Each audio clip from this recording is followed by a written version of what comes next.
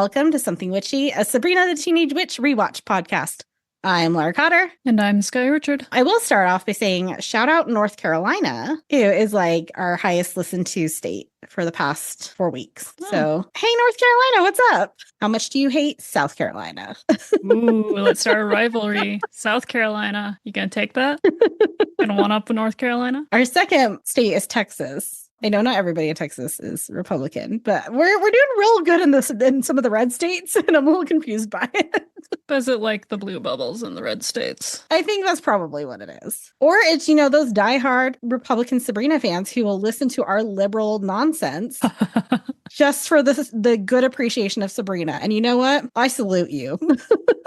Sky literally saluted. It's always fun when we do visual gags on a podcast. I mean, I take snippets sometimes from the recording. Last episode, we talked about nutrageous and how I was going to find them. I was like looking on the grocery app to see if I could just get it at the store, and it wasn't at the store. So then I was like Google searching, like, is it at Walmart? And then I was like, you know what? DoorDash. I'm going to go on DoorDash and see who has it. And it was late at that point, and nobody would deliver them deliver a nutrageous to me at 11 p.m. But I was like, okay, I know that this one gas station has it, and there's one that's not going to be too far from where I'm going to be tomorrow. So I'm going to swing by this gas station. And so I go, and it's the smallest convenience store I've ever been in. It is the size of this room that I'm in right now. Oh, wow. With the shelves and the clerk's counter on. It's literally one shelf in the middle and then stuff on the sides of the little box that you're in. Found it, grabbed 2 just in case Guy couldn't find theirs, and like patting myself on the back. I'm like, I did it. I did such a good job. I took care of something for the podcast, and it's well ahead of when we're going to need it. And I come home and I put the candy bar on my desk and I forget about it. And then a few days later, I'm doing something on my desk and I look over and I'm like, that doesn't say nutrageous. It says outrageous. So crazy. They have 2 products so similar in name. And very similar in ingredients. So a Reese's Outrageous is a nutrageous that replaces the peanuts with Reese's peanut pieces. And I got us a king size because that's all, because obviously I didn't read closely what I was grabbing. And I just went up to the cashier and I put my outrageouses on the counter, and he was just like, this is all for you. I'm like, this is all I came here for. My one goal. But then I did find an outrageous. I think I found it at Harmon's. That's where I found it at. Yeah. Which was literally closer to me than this gas station I went to. Jill was going to the grocery store and asked what I needed. And I was like, okay, I need this, but not the outrageous because it happened to you. I like sent a photo. I was like, it must be like this. It cannot say outrageous. Smith didn't have it, but then she went to Macy's the next day and was like, oh, here you go. It's like, oh, okay. Planters Peanuts has not responded to any of my many, many threads asking them to please sponsor us. They probably blocked you by now. Don't think so, because I can still see their threads. I am gaining traction of other people liking the comments that I'm leaving underneath their posts. So slowly but surely, I figured about 4 years I'll have gained enough traction. Right as we're finishing. Right as we're ending, we're just going to get one box of the tiny little like snack size Planters Peanuts snack mix in the mail. And that's it. Yep. What's happening in your life, Sky? I am irate, Laura.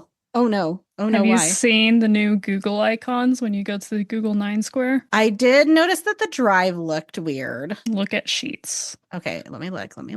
Look at any of them. I feel like my Sheets looks normal. Maybe? There's something called Vids now, which I don't think I'm ever going to click on that. It's like an AI video maker. My account looks normal. Let me go to the podcast account. Ew!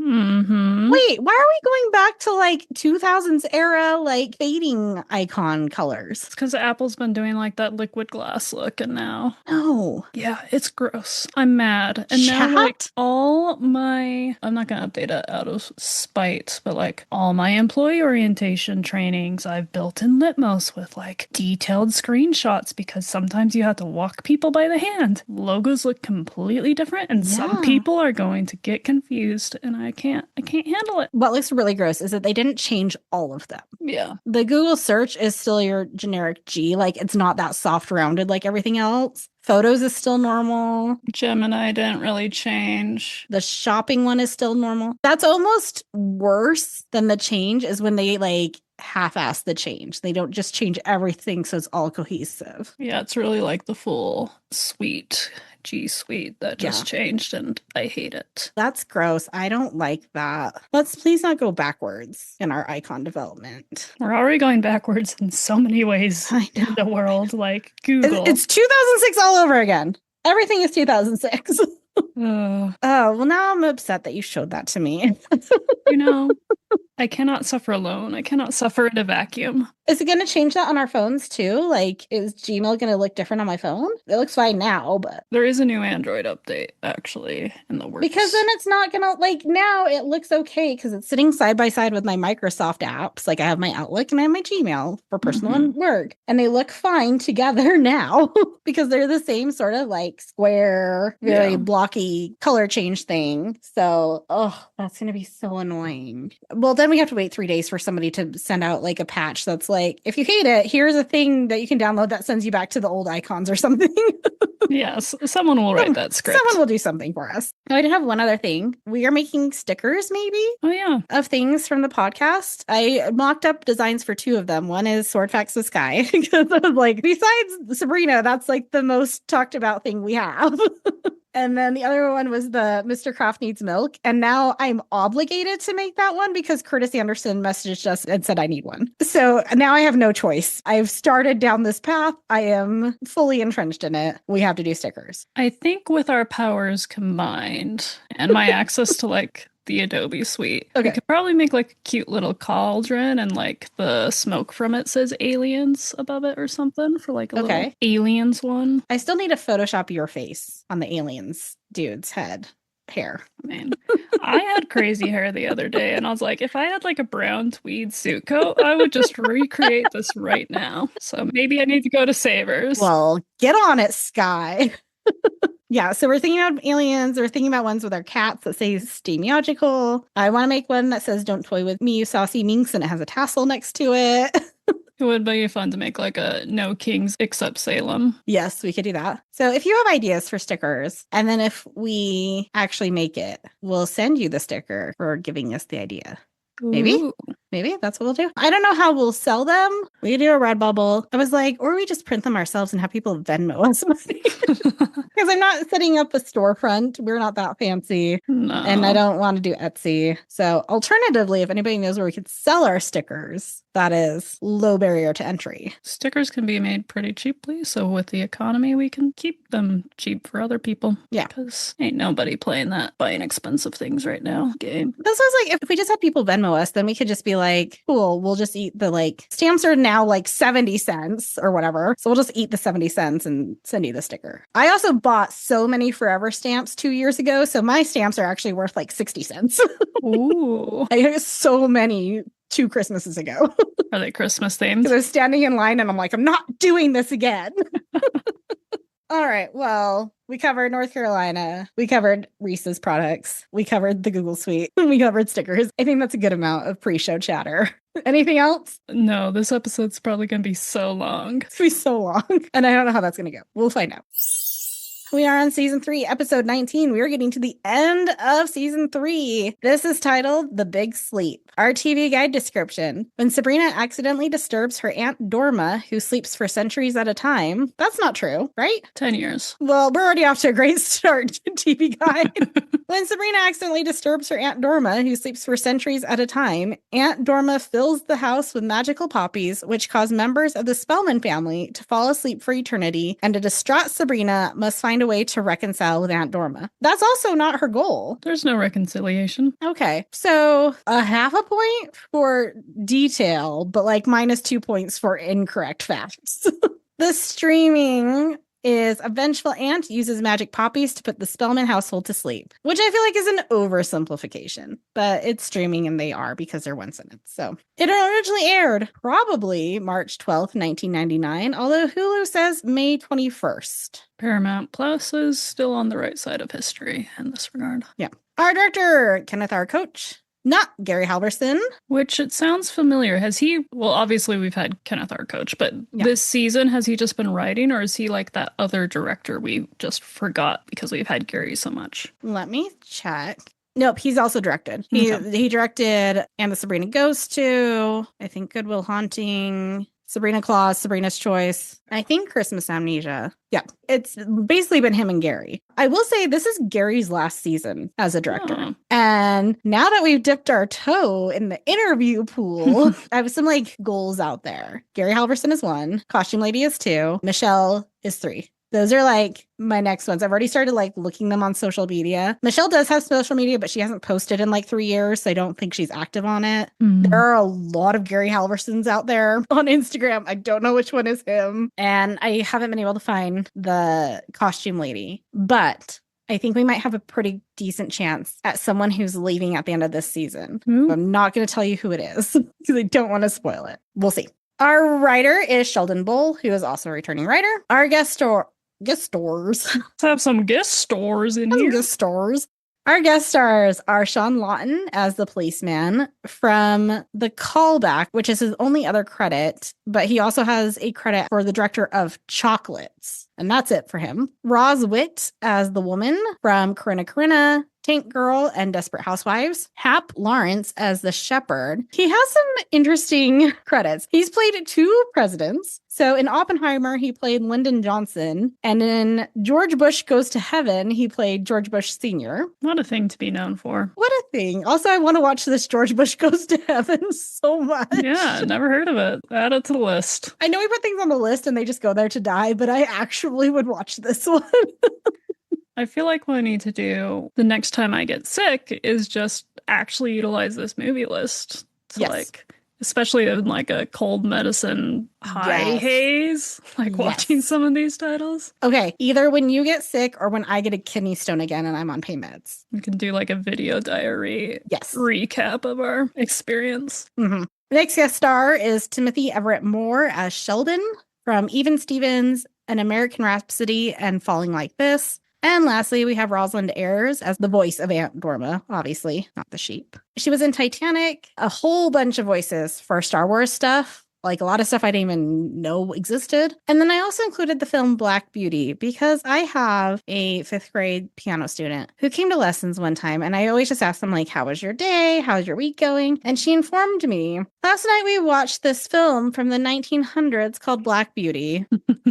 And I died so much inside. Back in those 1900s. Oh my gosh, I just realized I didn't do the question of the week. Oh. We do that before. Curtis has thrown us off our game. We can't do interviews anymore, apparently. I forgot how regular podcast works. I just want to talk now.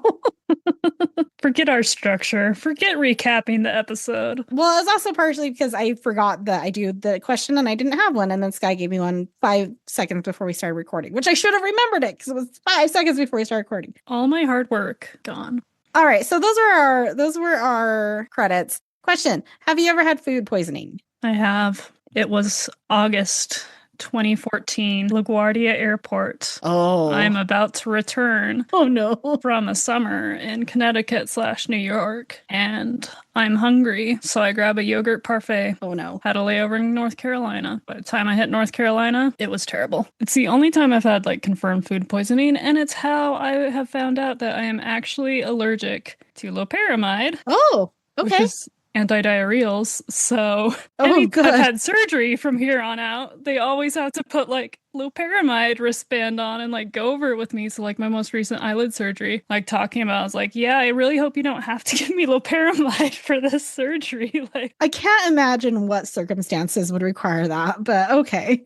Yeah, always get my fun little loperamide bracelet. Wow. That is horrific. I am so sorry. It took me, I think it was 2022 when I finally flew out of LaGuardia again. Like I would avoid it like the plague. Have you seen the John Mulaney musical sketch on SNL about LaGuardia? Mm-mm. Don't watch it now, but I'm going to send it to you so you can watch it afterwards because it's about airport sushi at LaGuardia. Oh gosh. What's your story? So October 2019, I have been part of the Science Teaching Association in Utah for like 2 years at this point. I've been on the board, and the National Science Teaching Association is coming out for one of their big regional conferences, and they've chosen Salt Lake City. So as the state organization, we're helping organize it. And I was put in charge of organizing all of the volunteers for this thing. And that was a huge undertaking, especially for somebody who had never done anything like that before. And so we were at the Salt Palace Convention Center for like 4 days for this thing set up, and then 3 days of running it. Every single day I was there, because I had to be there so early, I was grabbing breakfast there, and it was October. So I was having a hot chocolate every single morning. One morning, that hot chocolate tasted a little weird. And I was so busy and I was running so fast that I was like, whatever, I'm just still going to drink it. And I think because I think the conference was Thursday, Friday, Saturday. And so I'd been there Wednesday, Thursday, and this was now Friday. And so I'm sitting at the volunteer booth, and it's like halfway through the day, I think we're afternoon. And all of a sudden I just like start feeling so sick. And I like run to the bathroom. It happens. The food poisoning happens. And I was just like, oh my gosh, I need to go home. And it was when I was at the apartment down in Sandy. So it was like a 30-minute drive. And so I had to wait until the intervals of like throwing up were like greater than at least 30 minutes so I could time it exactly to get home. I was like watching my watch, and like I had to like text everybody, and I was like, I can't watch the volunteers. Somebody else needs to do it. Here's where all my documents are. Like as I'm like in the bathroom stall trying to explain what's happening. I finally get home. I'm dying for the next several hours and just like laying on the floor of my bathroom trying to hold it together. Oh no. And the next morning, that Saturday, was supposed to be my presentation that I had worked on. And I was supposed to get face-to-face time with the president of NSTA. No. In a special reception where I was going to be thanked for my work of like overseeing the volunteers. And I was just like, okay, maybe I'll feel better. Maybe I'll feel better. And it's like midnight. And I had to text my co-presenter, and I was like, Wendy, I'm not coming in. This is not going to happen. And I was like, I'm so sorry. I told her all about it. And she was like, no, it's fine. It's so chill. Like, I now know what I missed out on, and it's fine. But I have badmouthed the Salt Palace's food to everybody at every possible occasion ever since then. And my mom occasionally has to go there for local government stuff. And she also got food poisoning from the Salt Palace. Do not eat the food at Salt Palace Convention Center when you come for like FanX or whatever. Don't do it. That's good to know. Many years gambling with later. you. Especially don't touch anything dairy related. Many conventions later, finally hearing this story. What's funny is now my position, the government I work for, is the government that oversees the Salt Palace. Oh, wow. Well, we did things super backwards. We already did the guest stars. Trivia Time! Trivia from the Sabrina Wiki is The Big Sleep is also the title of a novel by Raymond Chandler. Yeah, and apparently this novel has made 2 different lists of the best 100 books ever. It made Le Mans 100 Books of the Century in 1999. In 2005, it made Time Magazine's list of 100 best novels. I have never heard of this book whatsoever. So it is a 1939 hard-boiled crime novel by American... Ooh, I love things that are called hard-boiled crime. Sold. It's by American-British writer Raymond Chandler, the first to feature the detective Philip Marlowe. It has been adapted for film twice, in 1946 and again in 1978. The story is set in Los Angeles. The story is noted for its complexity, with characters double-crossing one another and secrets being exposed throughout the narrative. The title is a euphemism for death. The final pages of the book refer to a rumination about sleeping the big sleep. It is available at the county library on Libby, so I am downloading it right now because the last book I was in the middle of that I don't want to feel like reading got returned early. Now I have to wait 6 more weeks before I can borrow it again. Rude. Cool. I'm excited. We'll read, and I will try to remember to report back. We'll see. Jinx. We've done this too long. Pack it up. I love how now that we're getting to the point where we've like almost surpassed every other Sabrina podcast, we're like, well, that's enough. We had a good run. It's fine. We'll do like season 4, episode 2 and be like, that's good. The next ones can have it from here. One day we'll get through season 7. Pass on the baton. All right. What were your overall thoughts on this episode, Sky? 1. Did Melissa get a haircut? It looks like she got a haircut in the opening scene. It's a little shorter, it feels like. Let me see if I can find a picture. Well, you find a picture. I really liked the Salem being at war with a neighbor. That was a fun little plot line there. It was an enjoyable episode. Like, not much to I have some gripes. Okay. I think there's similar gripes with you that we'll bring up. It was fun. A lot of references, so this episode's going to be long because so many references, but love it. It's a solid episode. Okay, I'm comparing her hair from the last episode. Ooh, it does look a little bit shorter, but I can't tell if that's because last episode it was flipped out, and this episode it's flipped under. I think it might be flipped under. In another shot, it looks like it's the same length. No, let me have this. Or, I don't know, maybe they filmed over multiple days, so maybe halfway through the episode, she went off and got a haircut. I actually thought the Salem storyline was kind of weak. No. And I didn't love it. It was fine, and it was funny, because it's Salem, but it felt, like, so disconnected from everything else that was happening, which I know a lot of the times the storyline is, but it just felt weird to be like, there's a house full of poppies, and Salem's just like, water balloons! I mean, I think it's in character to be like, yeah, I have a chance to wage war. But no, that's valid. I would honestly separate the two. Like, give me an episode of Salem just destroying the neighbor. And maybe that's my issue, because the A storyline was so strong and so big that they had to do something smaller for Salem. And I feel like that, because we've had ones before where he's like, where they've like talked about going to war with neighbors. And I feel like that one, it should have been bigger. Yeah. It felt shoehorned into this episode. It felt like something that they had just come up with at one point, like Salem like has a war against the neighbors. And they were just like, oh, we don't have a plot for Salem. Let's just throw that idea in here. It didn't feel organic. I really like the A storyline. It's fun. It's Melissa acting crazy, which is always a good time for me. Our cold open. Sabrina brings a box of old photos down from the attic, pointing out one of an old relative. Salem says, photos, I was framed, I tell you. How was I supposed to know she was married? So my question then is, how long has Salem been around the Spellmans? Obviously, Hilda joined up in the Conquer the World takeover, but it seems like it's a longer connection than the 70s. So I think I have like a two-pronged theory on this one. One is that I don't think there's I just don't think there's like a whole ton of witches out there. Like, I think it's a pretty small world for being another realm. I think most people know of other people. And from what we know, the Spellman family is a very large with a lot of branches to it. So I think it's not a small probability that Salem at one point was caught hooking up with a Spellman relative. I think it's maybe not super far outside the realm of possibility, especially like they've been around for so long. They've lived for hundreds of years. I think it's highly possible. Whether or not he knew Hilda particularly well, I assume there has to be some time to gain, well, it is Hilda, so maybe not as much time needed to gain her trust. There had to be some buildup. I'm assuming it wasn't just take over the world, Hilda signs up, and there we go.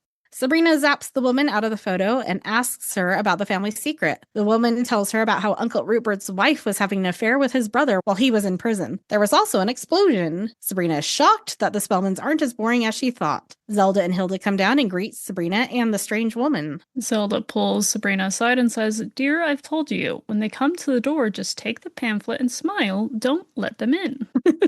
Hilda then excitedly says Sabrina found the stuff she bought at a flea market, and Sabrina realizes the woman is a stranger. Salem then says, "But she doesn't have to be." And then I like this note from the transcript of, "He turns on his sexiest voice. After all, black is his color." Hello. And then the woman screams and runs away. Our outfit intro is a belly dancer, and she says, "Tonight's show is full of belly laughs." So this our first time with the belly dancer? Or we had something similar? I think we may have had a genie. Oh, yeah. Oh, we had a tap costume in Witch Trash that looked genie-ish. Sabrina is struggling to carry a large stack of books down the school hallway when Harvey steps in to help. He's worried her head is going to explode from studying so much for the Brain Busters competition. In other words, he's afraid she's going to bust her brain. Oh. I thought of that while I was cleaning up from dinner. So proud of you. So proud of me. But she doesn't want to look foolish in front of the whole school. Valerie joins them in her cheerleader outfit, trying to get them to take her homemade cheese puffs. And I put, "Sky eats it?" ? These cheese puffs look like cream puffs. I like cream puffs. Those are very obviously cream puffs. Are you gonna make me cheese puffs? Because I cannot do a pat a choux, which is what you need to make a puff, right? Not the ones I found. Okay. But I did search cheese puff recipes, and I found cheese puffs from Spend with Pennies that has 85 5-star ratings, which I feel like is good. And I don't think you need a pat a choux for them. Oh, maybe you do. Yeah. You're the baker, so if you make me cheese puffs, I will try it. Oh, you're making these from scratch. Oh, boy. You know what? We will try it. We'll give it a good go. No one is buying Valerie's gross contribution to the cheerleader bake sale. Harvey smells one and puts it back. Sabrina grabs the tray and starts selling them to passing by students as an acne cure. Okay, that's a side of Sabrina's personality we haven't seen before, but all right. Zelda hauls in a trash can flattened by their neighbor, Mr. Tobias. Salem says, "That was my favorite trash can. You can't buy memories like that." She zaps it back into shape and vows not to take his behavior anymore. Salem encourages violence. Salem's like, "Oh, it wasn't that trash can once it's restored." Not the trash can I thought. How many trash cans do they have is the question. Let's destroy everything that's dear to him. Let's indoctrinate him into the Cathedral of Agony. That's a really good line. I don't know how to make a sticker out of that one, but yeah, I wish I could do Nick's inflections, but it's a great one. Maybe one day we'll buy a cameo from him and we'll just make him say all the lines from the show that we like. Zelda opts to write a stern letter instead. Salem says, "You're a regular Mad Max, aren't you?" Oh, you're not going to tell us who Mad Max is? I assume people would know who Mad Max is. Okay, we have not assumed people know a lot of people that they should know. We've definitely over-explained. But also, like, this Mad Max reference doesn't necessarily make sense, because Max tends to go into a thing, he wants to avoid stuff, but gets pulled into this, like, political cause to help someone, begrudgingly helps them, and then disappears into the Australian wasteland dystopic atmosphere. There's Mad Max, people, for y'all in a nutshell. Good job. Zelda being a real Mad Max? Yeah. Doesn't make sense, really. For some reason, Zelda goes outside to the porch to write her letter and almost gets run over by Hilda on a forklift. She got it at a yard sale for 75 cents. How much is 75 cents in 1999 worth today, Sky? $2. $1.49, according to the Federal Reserve of Minnesota. I hate this game. Zelda is angry that Hilda keeps bringing junk home from yard sales and flea markets, but this does explain the state of their closet, attic, and basement. Hilda says, "Junk, you're the one who bought Sabrina those encyclopedias." Those are the encyclopedias she needs to study for the Brainbusters competition. I love an encyclopedia. Zelda says Hilda can't keep it unless she proves she can actually use it. Sabrina is still hawking the cheese puffs at the practice for the Brainbusters competition. And this is where I got angry, because where is Gordie? This is a perfect episode for Gordie, and we didn't see him. And Curtis would have been fantastic at pretending to pass out from some bad cheese. Would have been really good. Also, Mr. Poole would love leading this team. Oh, it's just so annoying that we have established nerdy characters. We have built storylines around them in world, and we have an episode where we need nerdy characters, and I'm like, you know who we're not going to use? Gordie. We're going to have a phone call with him entirely off screen, and you never hear his voice. But we're not going to involve Gordie in this. I will continue part 2 of my rant when we get there, because I have part 2. To be continued. Mr. Kraft joins and starts quizzing them. The Dordogne River meets the sea at which port city in France? Answer, Bordeaux. The cluster of stars in the constellation Orion?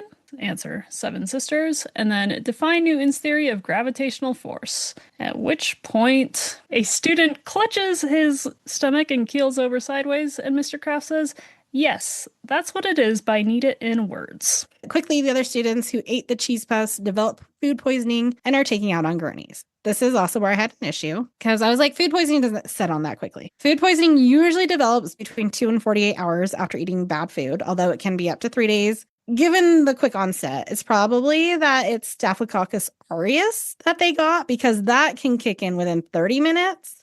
But also, if that is what it is, they'll be fine after 24 hours. Not a week. And we establish there's like 2 days at least before Saturday. I think there's like this day, one more full day, and then there's Saturday. So they would have been fine in time for the competition. Also, since it's Staph aureus, Valerie definitely did not wash her hands before making those puffs because it usually lives on skin. And one of the most typical contaminated foods for this strain is a cream-filled pastry. So at least that was on brand. There's a line while they're going out on stretchers, I think, about Valerie not needing to give them kidney failure. And that's how I learned that extreme food poisoning could cause kidney failure. Today I learned. You like dehydration will all sorts of screw you up. Yeah. Please wash your hands before making the cheese puffs. I'm just gonna lick and rub it in.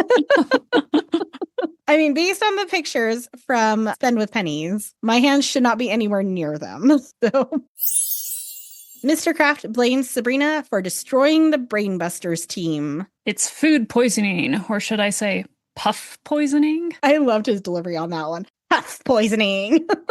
They're all going to be laid up for at least a week thanks to you and your accomplice, Valerie Sweeny Todd Burkhead.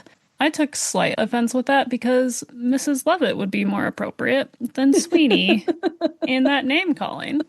Do we think Mr. Kraft has actually seen Sweeny Todd, though? Fun little Sweeney Todd trivia is it started out as a series in the Penny Dreadfuls, 1846 to 1847. Very morbid, and it seems like Mr. Kraft would enjoy reading that kind of stuff. Opera musical? Nah, but Penny Dreadful stories? Yeah, sure. Totally. Sabrina knew how important this competition was to his career, and she was trying to sabotage him. He tells her she needs another team ready by Saturday, or else she's going to see his ugly side. Sabrina calls Gordie on the phone. Gordie, who clearly asks her, isn't that the hard competition? And isn't it super short notice to do it on Saturday? And then he hangs up on her when he hears that the competition is Saturday morning. In what world would Gordie have not already been part of this team? We acknowledge he still exists, but he's for some reason not on this Brainbusters team. Initially, my thought is also, sorry, Gordie, but what plans would he already have on a Saturday? Like, his Saturdays are free. Let's be real. My explaining away of all of this, and it's not that I like it. All right, give it to me. But he basically has detention for life, and I could see Mr. Kraft being like, you're out of all clubs. Like, your life is detention. It's a week, and it's a shitty way to send him off, but it is a explanation. My issue with that is that Mr. Kraft clearly wants to win this competition more than literally anything. And so he would have absolutely excused Gordie or been like, you can work off some of your detention by being part of this team, if it would have gotten him that trophy. Well, Mr. Kraft has the memory of the writers in forgetting things. Literally two episodes. 2 episodes. He's not hanging out with Valerie because Valerie's going to go be on the Brainbusters. So apparently that relationship fizzled. Shake it off. Shake it off. Keep going.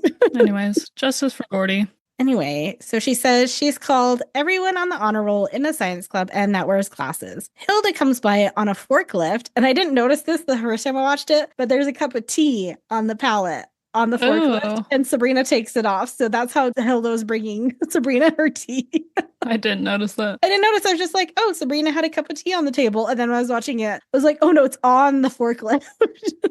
Hilda can't help because she has to go flip the mattresses. Which isn't a bad idea for a forklift, like the purple brand mattresses and the other super heavy ones. Hilda's pretty genius. Mine's a type of mattress where you don't flip it, you just rotate it. Because there's something on the top that you don't flip. So I just have to like drag it every November and May.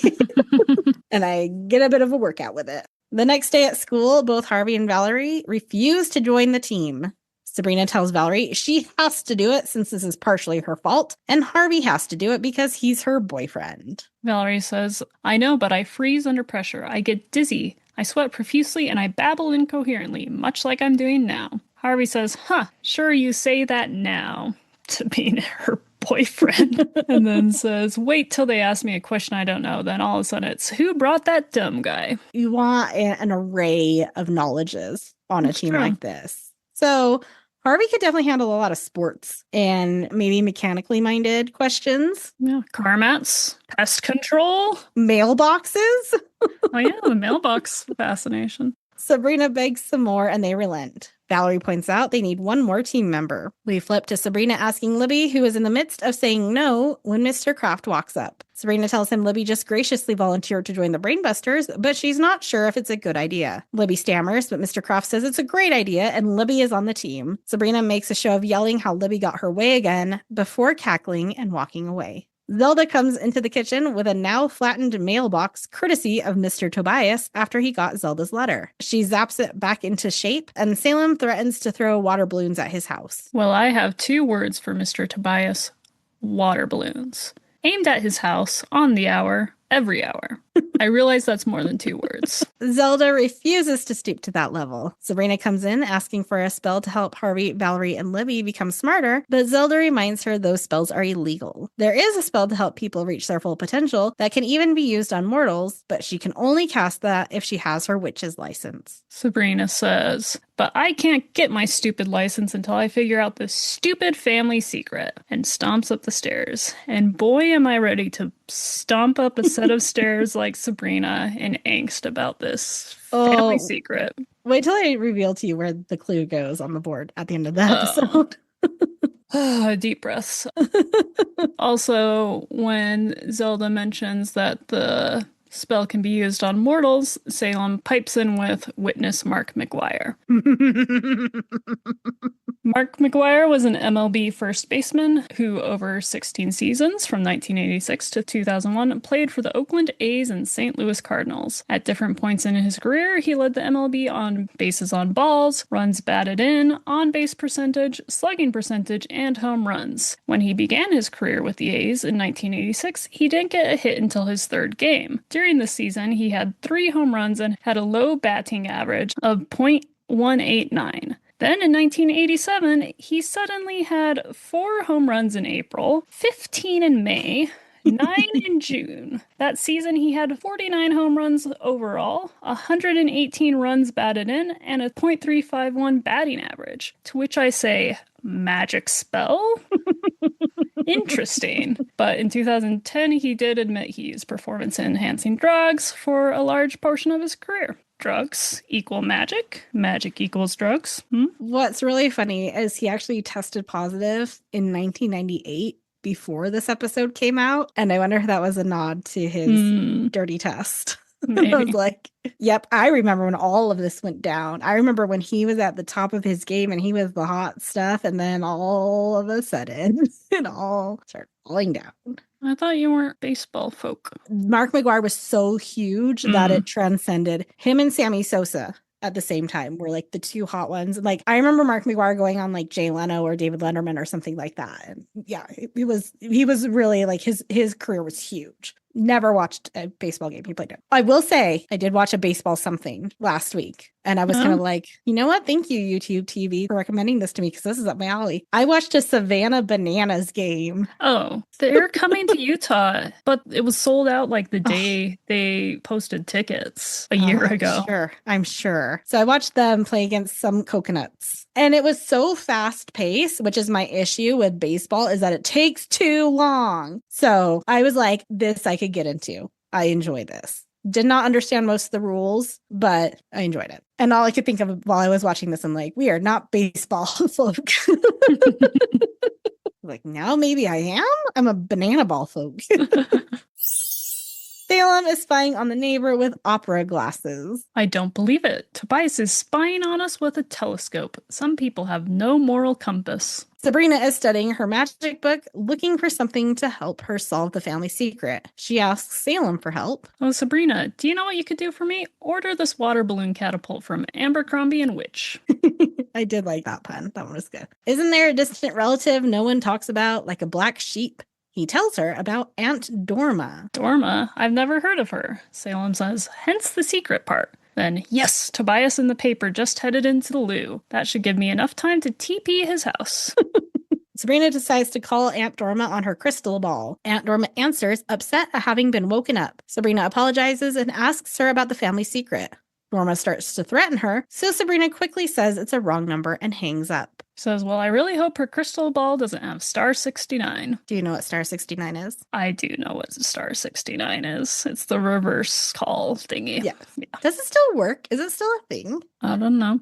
Mostly obsolete, but can still be used on some networks. Interesting. Well, thank you for the slang meaning there, Google. That is not what I was asking about. I was going to say, I think in this day and age, you can't have a star 69. You could also use star 67, I think. 67? Oh, no, 67 was for, oh gosh. I I think 6'7" was for blocking your number from caller IDs. 6'7", 6'9", amazing. The youth and the numbers. Get Low just started playing in my head. Sabrina joins Hilda and Zelda in the kitchen and asks if the family secret is about Aunt Dorma. They tell her absolutely not and not to contact her. She sleeps for 10 years at a time. Little linguistics, now that we're mentioning Dorma a lot. The name Dorma originates from the Spanish word dormir, which translates to sleep in several of the Romance languages and English. Once Zelda woke Aunt Dorma up and she turned her into a porch swing. They make Sabrina promise not to call her. She nervously promises. Mr. Kraft is quizzing the new Brainbusters team. He asks, who was the first woman to be elected to both the House and the Senate? Answer, Margaret Chase Smith. I don't know who that is. Same. I feel like I should. That's your job on this podcast. Why are you here? We could be here for like 3 hours with all the references in this episode. I want you to Google search her and tell me the name of the town in Maine she was from. Tell me how you're going to pronounce that, because I have no clue. And then we're going to offend everybody in Maine. Skowhegan is where she was born. You are right. I was going to say Skowhegan. I've watched enough Murder, She Wrote to understand some of those Maine pronunciations, I think. She was a Republican from Maine. She was among the first to criticize the tactics of Joseph McCarthy. Good for her. In her 1950 speech, Declaration of Conscience, which is quite the title. She was also the first woman to be placed in nomination for the U.S. presidency at a major party's convention. She served as the editor of the Skowhegan Business and Professional Women's Club magazine called The Pine Cone. Pine Cone. Oh, she also became the first woman in Congress, to break the sound barrier as a passenger in an F-100 Super Sabre, highlighted by Air Force Major Clyde Good. Supported FDR's New Deal legislation. She started the long campaign to have the rose dedicated the official flower of the United States, which Congress eventually approved in 1987. She defended every American's right to criticize, right to hold unpopular beliefs, right to protest, and the right of independent thought.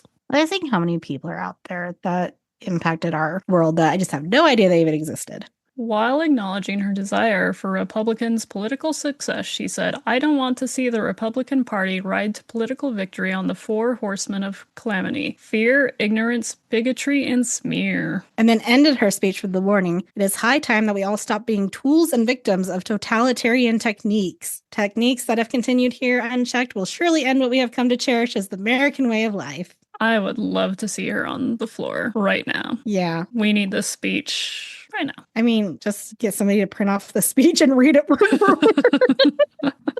Don't even need to rewrite it. Don't even need AI. Sabrina is the only one able to answer questions, though. The other 3 struggle. Mr. Kraft threatens Sabrina with detention. She promises they'll be fine after an all-night cram session at her house. The camera pans across the 3. Libby checking her makeup, Valerie biting her nails, and Harvey awkwardly eating a banana in a way that seems like he's almost afraid he's going to get in trouble for eating a banana. Very strange. Sabrina comes home and yells out that she's having people over to study, but quickly trips over a passed out Hilda in the hallway. Sabrina sees a bouquet of poppies with a note to her attached. They're from Aunt Dorma. Sabrina takes the poppies into the kitchen. Zelda sees them and immediately passes out. Salem tells Sabrina that other realm poppies are lethal to Spellmans, which sure seems like a family secret to me. Sure does. Seems like also an important one, similar to pancakes, maybe. Yeah, I was like, those are 2 things that are not the family secret, but are sure life or death things for them.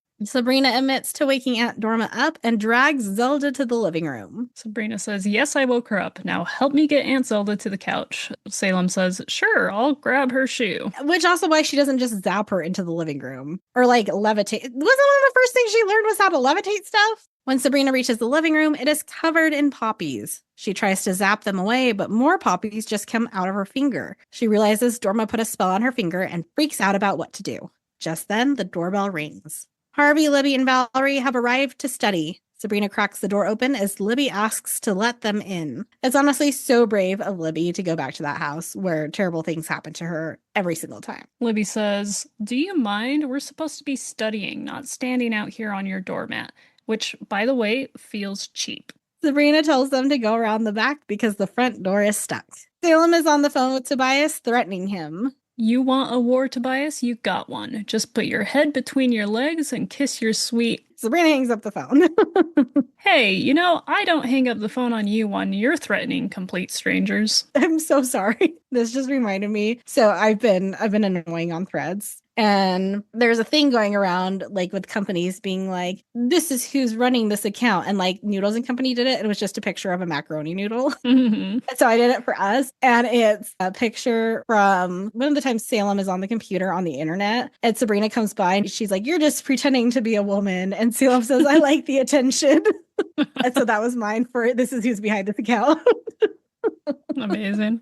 And then there was another one. Somebody posted and they're like, is everybody on here just robots? And I responded, animatronic robot cat. The gif of Salem. Amazing. Follow us on Threads. I'm funny. It's way more unhinged than our Instagram is. Sabrina asks Salem about the poppies. She has to remove the poppies from the house or everyone affected by them will sleep for eternity while their minds and bodies slowly rot away. But Sabrina can't clean them up with magic. Salem tells her to keep Hilda and Zelda moving to delay the decaying process. She asks how to do that while yawning. She's half mortal, so she'll probably just be drowsy for a few hundred years and won't fall asleep. Just then, the others knock on the porch door. Libby calls through the door. Sabrina, I can't believe I'm saying this. Let me into your house. Very brave, Libby. So brave, Libby. Sabrina lets them in, and she explains the poppies by blaming it on their greenhouse breaking. Sabrina is just so bad at lying. But also, later on, so is Hilda, so maybe that's the family secret. I think I guessed that one of the weeks. I'm sure. Libby asks to go into the living room to get this over with. Sabrina tells them they can't because the pipes burst and it's flooded. She zaps and water leaks from under the door. She tells them to start studying in the kitchen while she goes to clean up the water. I'll be back before you can say rampant mildew. Now, if I were Sabrina, I just had two friends and an enemy just show up, right? Mm-hmm. All of them have two functioning arms that can carry things, and it could be like, hey, someone pranked us, and there's all these flowers, like, can you help me clean these up first, and then we'll get to studying. Yeah. The end. I think she was trying to hide the fact that her aunts were passed out, but you could just be like, they're just alcoholics. Remember that vineyard? They went hard. Oh, boy. Sabrina goes into the living room and casts a spell to make the ants act out their dreams to keep them moving. To keep my aunts from spending an eternity in bed, make them act out what's currently going through their heads. Hilda starts dancing like she's at Studio 54, and I took over your job here, and I looked it up. It was a former nightclub. It is a Broadway theater in Midtown Manhattan, and it opened in 1927 and then renovated it into a Broadway house in 1998. They took over the old CBS Studio 52 in 1976 to turn it into a club. The owners were struggling to get a liquor license, so they hired somebody as the publicist. And to finance it, the operators of the Marlborough Gallery bought nearly all the stock in the corporation. At that time, the gallery's owner, Frank Lloyd, had just been ordered to pay $9 million to artist Mark Rothko's estate in the Rothko case, which was a legal dispute between the daughter, Kate Rothko, and the gallery directors. And it was a case filled with greed, abuses of power, and conspiracy. Whoa. They have quite the patron list, though. David Bowie, Cher, Capote, Faye Dunaway, Bette Midler, Freddie Mercury, Valentino, Sylvester Stallone, Elizabeth Taylor, Diana Ross, Al Pacino, Aretha Kitt. Yeah, that's quite the patronage. Only part of them. Zelda is pretending to swim across the English Channel. Sabrina says, this is what they dream of. It's a wonder I turned out normal at all. Sabrina yawns and sinks into a chair, wondering what she was doing. She suddenly remembers and is back up. Sabrina goes into the kitchen where Valerie asks for her help, but Sabrina tells them to study more and talk less. Salem is launching water balloons at Mr. Tobias's windows. Ooh, stained glass windows. Expensive. Sabrina comes in to ask why he's not helping. Sabrina grabs her magic book to look for something about getting rid of poppies. She slowly lowers her head down and starts to fall asleep on the book when Salem hits her with a water balloon to wake her up. Sabrina finds a fast poppy removal service. While flipping through the magic book, she passes Pod People, Humor of. And here we have another aliens connection, because episode 303 of Mystery Science Theater 3000, titled Pod People, is considered one of the funniest episodes of MST3K. In that episode, they watched the 1983 Spanish film Extraterrestrial Visitors. The film was intended to be a straight horror film about an evil alien on a murderous rampage. However, the film's American producers wanted to cash in on the success of E.T. and made the film feature a little boy and a cute alien called Trumpy.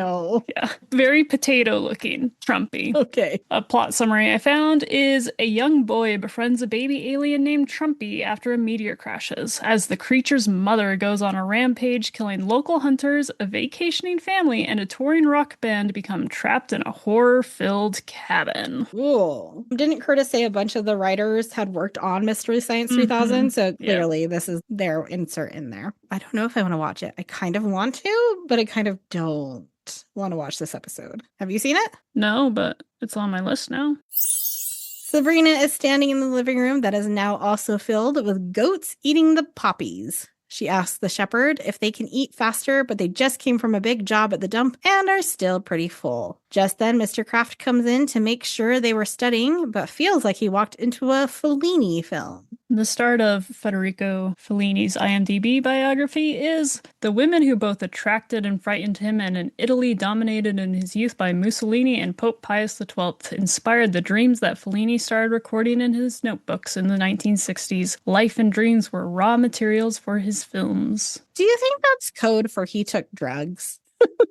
Drugs are magic. Acid. I feel like that's code for acid. Life and dreams were raw material is code for he took acid.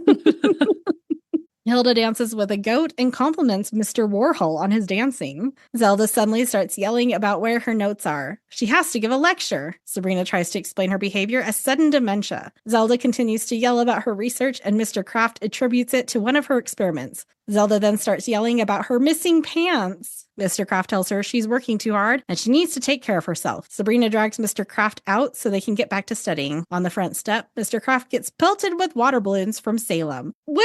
How? First of all, where is Sabrina's room relative to the front door? I figured it was like on the side of the house. Front door's on the front, obviously. How is Salem angling water balloons from the second story down underneath him to the first floor doorway? Well, if this catapult is from Abercrombie and Witch magic. Ta-da! Fine. Mr. Kraft runs away. Harvey yells from the kitchen, asking if they can come out now, but Sabrina yells back that he'll ruin his shoes. The shepherd whistles and tells the goats to take their union break. Sabrina stares at him in disbelief, then says to get the goats out and she'll take care of the poppies herself. Sabrina goes back to the kitchen where the others are studying. They ask her about the strange noises and say it sounded like goats. She laughs at this, but then the shepherd very clearly says, "Come on, goats, time to go home." Sabrina asks how the studying is going. They say it's miserable, but she assures them they are smart and have books. They'll be fine. Valerie is disappointed she's not going to help them. Sabrina says she has more work to do, like mopping. She exits through the porch door. Libby says, "I despise this house." For good reason. Sabrina drives the forklift through the front door, and we get a cleanup montage. Sabrina says, "I can't believe this. I'm drowsy and I'm operating heavy machinery." The montage is supposed to be set to "It's All Been Done" by Bare Naked Ladies, but we don't get that audio at all. Sabrina drives the forklift to clean up the poppies while yawning, dumps the poppies on a dancing Hilda, cleans up poppies in the kitchen with a wheelbarrow while Valerie, Harvey, and Libby watch, shovels poppies into a garbage can while a dreaming Zelda tosses them back on the floor. Sabrina grabs another cup of coffee while the other three watch. She places a bouquet of poppies on Salem's trebuchet, but they get flung right back into the window. The house is clean. Sabrina has beat Aunt Dorma. Suddenly, the house is filled with poppies again. Sabrina laughs hysterically. She stayed up all night, and the poppies are back. Valerie, Libby, and Harvey come out to find Sabrina laughing. Sabrina asks if Libby is ticklish and tries tickling her. Harvey blames it on exhaustion from cleaning up all night. Libby says, "Well, she didn't do a very good job. It still smells like mildew." Not to mention the thousands of poppies that are still everywhere. Also, did the poppies reappear in the kitchen? Did the other three notice that? Valerie says she can't go to the competition like this. Sabrina continues to laugh as they guide her out the door, hoping she'll perk up on the ride to school. Valerie asks Libby to grab Sabrina's coat. Libby opens the coat closet to find Hilda and Zelda dancing. For some reason, she screams and slams the door. It wasn't disturbing. It was weird. It wasn't scary. I mean, given her house trauma. Yeah, okay. Mr. Kraft welcomes everyone to the competition, which it feels like a conflict of interest that the principal of one of the schools is running the competition. But okay. Vice principal. Fair vice principal. He has no real power. Sabrina cheers loudly, then slams the buzzer and starts yelling out random answers. 1812, Rogers and Hart, to get to the other side. I don't know who Rogers and Hart are. Do you know? They were American Songwriting Partnership. Many of their songs are classics of the Great American Songbook. Which of these do I know? Blue Moon, Manhattan, My Funny Valentine, This Can't Be Love. Bewitched, Bothered, and Bewildered. I don't know that one, but that's a fun title. You don't know Bewitched, Bothered, and Bewildered? No. Hold up. I don't listen to 40s music frequently. Oh, it's from a musical. Pal Joey. That's like a classic of that time. Like, apparently Rod Stewart also did it as a duet with Cher. So go listen to that version as long as you listen to a version, because it's a classic. Okay. Gosh. So uncultured. Need to go back further than the 90s sometimes, Laura. I go to the 70s occasionally.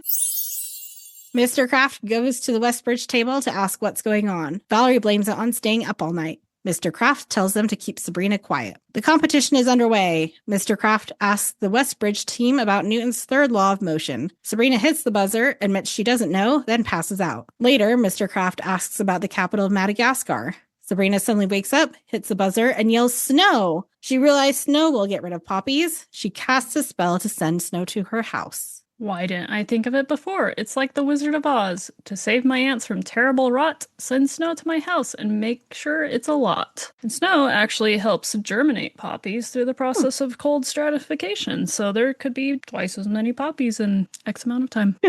Revenge of the Poppies in like season 4, because they've all germinated and come back. Hilda is still dancing while Zelda, I think, is steering a ship. Snow starts falling and they suddenly wake up. They look around in confusion. Westbridge is down 50-0. Their next question is about the highest peak in North America. They realize it's up to them now that Sabrina is asleep. Libby says, great, I guess it's up to us now that Freak Van Winkle's out cold. I love Libby. Harvey encourages Valerie to answer it. She presses the buzzer and guesses Mount McKinley. That's correct. The team is re-energized, except Sabrina, who is still asleep. We had kind of a montage. I wasn't sure what to call this. A series of clips. Scenes keep flipping as Westbridge continues to answer questions correctly. The last question, and the score is tied 99-99, which I don't understand how we got to that score, given that each question is worth 10 points. How do you end up with a score that ends in 9? The writers kind of forgot the previous scene. They're on out. Mr. Kraft gives Westbridge the last question to win the game. Sabrina wakes up and says she knows it, but Harvey covers her mouth and buzzes in, answering America correctly to the question, who produces the most soybeans? I don't know if that's still true. I was going to look it up, but I forgot. Everyone celebrates Westbridge's win. Harvey says, I can't believe it. Studying actually works. Harvey apologizes to Sabrina and asks what she was going to say. She leans in and tries to kiss him before passing out again. Mr. Kraft grabs the trophy and comes by the table to celebrate his eventual promotion to principal. He leaves with the trophy. Libby immediately chases after him, refusing to give up a trophy. Harvey carries Sabrina into her house with Libby and Valerie. The aunts are shoveling snow and ask if Sabrina is okay. Harvey says she's just exhausted and lays her on the couch. Valerie says, what a night between helping us study in the flood in your living room, which is now covered in snow? To which Hilda says, I got a toboggan for my birthday and I couldn't wait to try it. Libby says, freak begets freak. They ask the aunts to tell her they won when she wakes up. Valerie says the trophy really belongs to Sabrina since she convinced them to study. Valerie wrestles the trophy out of Libby's arms and lays it next to Sabrina. They leave. Later, although unclear how much later, it does not look like much later, a policeman knocks on the door looking for Zelda. She's under arrest for making threats against the neighbor and breaking his windows with water balloons. Something about this whole scene is very weird to me and felt very, tacked on last minute. Some of the shots were weird. Both Beth and Caroline have shots that's just front on their face where they have to look shocked. And it's so weirdly over-exaggerated. I feel like they just had separate shots for them where they're just pretend like you just heard something shocking. And they just randomly pulled out shocked faces that didn't really weren't part of the scene. Something was weird about this. Anyway, so Zelda's under arrest. She says she's been asleep for the last 12 hours, but he doesn't buy it and hauls her out. She says someone will regret this. Salem tells Hilda that Zelda was talking to her. In the end tag, Zelda tells Salem to get back to scrubbing toilets. He says, please don't make me scrub any more toilets. I keep falling in. How many bathrooms do they have? Or is Zelda creating more bathrooms since they just add on rooms at whim out of spite to just make him keep cleaning? That was going to be my suggestion, is they just keep zapping in new bathrooms. But then they're not dirty if they're newly zapped in. Why are their toilets so dirty? I don't know. Hilda comes down the stairs with a black sheep. It's Aunt Dorma. She's come to apologize and thanks Sabrina for waking her up. She left her oven on, and the house would have caught on fire if she didn't wake up. 2 questions from this statement. What use would an other realm sheep witch have with an oven? To bake cheese puffs. Why are we not zapping things in? She has hooves, not fingers. You can't tell me she has hooves, not fingers. What? So she has an oven. She's a sheep witch. Second question. What crimes do you commit to be turned into a sheep? Maybe she just likes being a sheep. I have one. Are you ready for the worst answer? Yes. She committed assault and battery. To say she's sorry, they're getting a lifetime supply of mittens. Sabrina also asks for a clue to the family secret. Aunt Dorma complies and summons birds. So many birds. Sabrina is upset at the prospect of having to clean up after them, but then realizes she can use Salem. Salem sobs. The end. So what's your new title, Sky? A bad time. We missed out on so many sheep puns by not revealing the sheep thing earlier. Man. All right, now's the time, your favorite time. What's the family secret, Sky? And it's not that poppies will kill them. Is that really where the birds go, or are you just I didn't know you were looking at it already. So the birds are one word. M plus fire is its own word. Hart minus L is its own word. Yeah. Whoa. Did the board show that there was a word before M plus fire? There was a space. I thought that was just dramatic spacing. I have not mentally prepared myself for a word before M plus fire. I had figured that since there is not an E in birds, it could not be at the end with minus E. So I was prepared for birds to go after the Spellman or before Robert E. Lee. So basically right next to each other. The birds of Robert E. Lee have a snake. You're assuming the clue is birds. Sabrina literally says birds, and no one corrects her. Because they can't help her. She has to do it on her own. I find myself questioning my sanity quite a lot because of this. Like I already do in life. And then there's this family secret, which is just literally driving me loony. And it's like, am I a smart, educated person? I don't know, because this is insane. Like, the words B plus horn became born, so you're just swapping out H, but then whip transforms all the letters to with. Like, there is no pattern of the words changing. Love becomes of, like... Wait until you figure out what the snake one is. Like, there's no even consistency to how we're mutilating these words. Mm-hmm. Mm-hmm. The worst clues are the bird one and the snake one, I think, are the worst ones. I'm going as crazy and twitchy as Sabrina is in half these episodes. Which I guess I get, because she's also trying to solve the family secret. Mm-hmm. It's not a good time. We're not doing well over here, is the moral of the story. And so the family secret is... To be a witch, you have to be insane. And the way to become insane is to have to solve this family secret that has no sense or logic to it. And so the family secret is we are torturing you so that you can become a witch. Congratulations. Gold star. You did it. With Robert E. Lee. With Robert E. Lee's pet snake, who's born with a negative E. I think you'll be upset about the birds and about the snake, but I think the other two that go with Robert E. Lee, I think you're going to hate what that clue ends up being the most. We also can't forget the clue, we all have good and bad parts. We have good and bad parts because we're literally insane. We've literally fractured our minds. The next episode is season 3, episode 20, Sabrina's pen pal. What do you think this one's about, Sky? Sabrina has a pen pal, but it's not just any pen pal. It's an other realm pen pal. Okay. Who Sabrina's like, oh, this pen pal's so cool. We're best friends. This person's like rad or diggity or whatever you say in the 90s there. Diggity. Diggity. Turns out The pen pal is Salem, pretending to be an other realm teenager. I was really excited because I thought you were going to get it. So, no, the pen pal ends up being unexpected, but that's all I'll say. Okay, well, maybe this is the one we title Oops, All Tangents. Actually, I think probably. Well, please like, share, rate, and subscribe to this podcast. You can email us at somethingwitchypod@gmail.com and follow us on Instagram and Threads at somethingwitchypod. And strongly recommend you do. I started dropping hints about the Curtis episode on Threads a day or two before. Did anyone get I posted anything? No. People were just like, ooh, what is it? Intrigue. They weren't strong hints. They weren't good hints. They were not as bad as the family secret hints. They were just like, something big is coming. Until next time. Stay meowgical.